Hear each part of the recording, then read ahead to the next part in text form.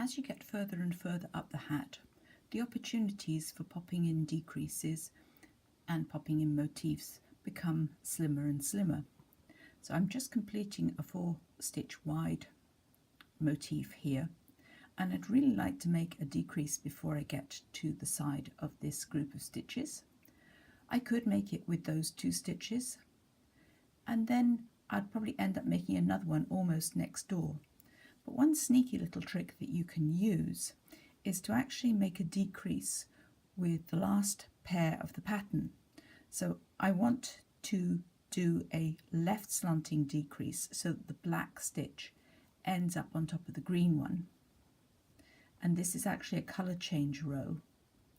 So I can knit those 2 together with green, and they're left sloping, so that's a slip slip knit. And on the other side I just have to be a bit careful because I want to be sure that my green stitch with a split ply, let's sort that out, that my green stitch ends up on top of my black. Turn this black stitch round.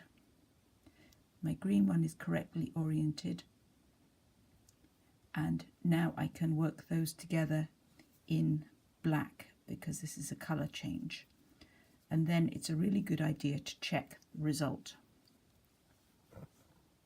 So we've got our 6 rows of black, changes to green, and the decrease is sort of tucked under the corner of the motif.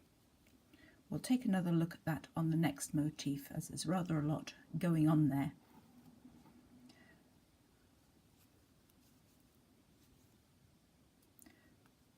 Marker yarn position, I can pull it up, tuck it between the needles. Now I've got to find somewhere in this section to make a decrease, and I don't really want to decrease in the middle of the pattern motif because it will look odd, so I'm going to actually decrease at that right corner of that motif. So I can work 1 pair as set. Now I want a right slanting decrease, so what we normally would think of as a knit 2 together. Drop that back stitch off and rescue it. Pop those back there and work them together. So I've done a decrease and a colour change. Now on this side I need to make sure that the turquoise one ends up on top of the black stitch. And again I've got a split ply, so let's sort that out. So that's got the ply sorted, and I need to arrange them so that when I purl those 2 together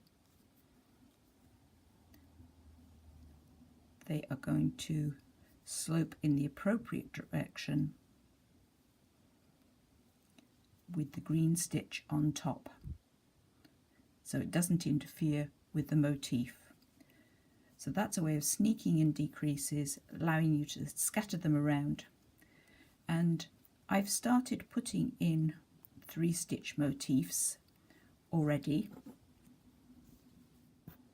There's a 3-stitch pair, 3-row tall motif, and here are the selection that you have in your pattern. That's the original 6 rows with a 4-pair box, 3 rows with a single contrasting stitch in the middle, and right towards the top just have room for 4 contrasting pairs of stitches in a box. So as you run out of space you put smaller and smaller motifs in. When you're doing a lot of messing about with stitches, it's a really good idea to check the other side, and it's very hard to flip it when you're on a set of needles. So the easiest way to do this is to put your hand inside, invert the knitting, making sure that they don't fall off the tips of your needles. You could put stitch holders on there if you wanted. And then let's just check these motifs on the private side. That one looks a bit odd, but I'm going to just pull the marker yarn out and make sure. And really all that's wrong with it is that green stitch is a bit wobbly. Otherwise that motif is intact. So it's that one, so it's that one,